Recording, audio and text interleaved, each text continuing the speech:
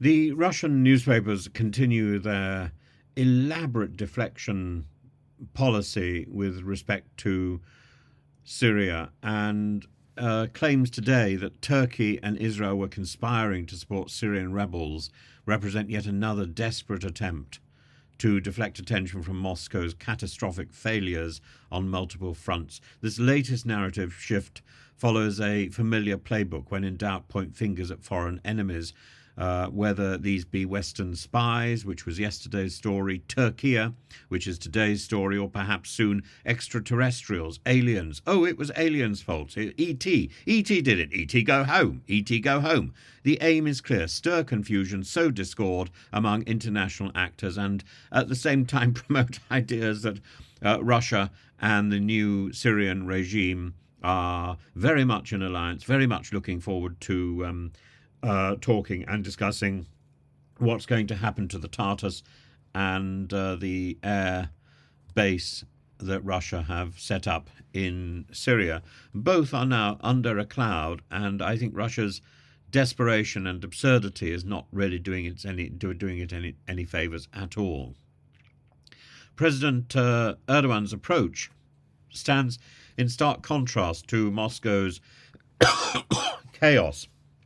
Erdogan's dialogue with Syria's de facto leadership and his emphasis on territorial integrity signal Turkey's desire to maintain regional influence while addressing its own security concerns, particularly regarding the PKK and the YPG. Erdogan's comments underline a delicate balancing act, simultaneously opposing Kurdish separatists and at the same time fostering a vision of unity with Syria.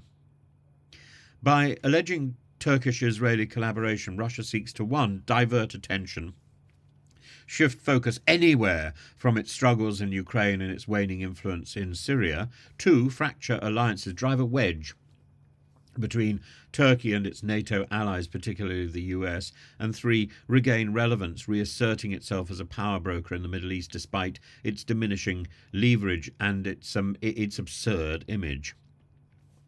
Turkey's increasing engagement with Syria, from reopening its Aleppo consulate to facilitating the return of Syrian refugees, underscores its long-term commitment to stabilizing the region. Meanwhile, Russia's claims are emblematic of a regime struggling to maintain credibility, resorting to baseless accusations and theatrical outbursts.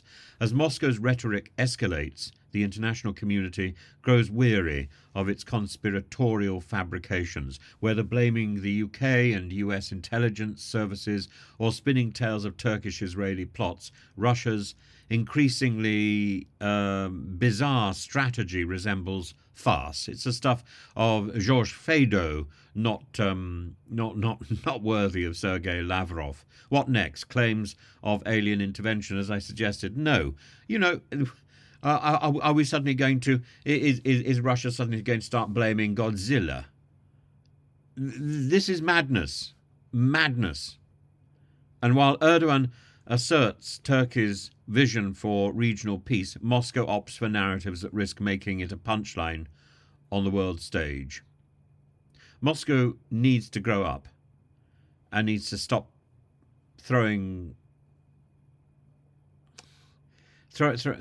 these little tantrums and these absurdities, because there comes a point where, particularly after the Azerbaijan aircraft disaster, nobody believes the Kremlin anymore.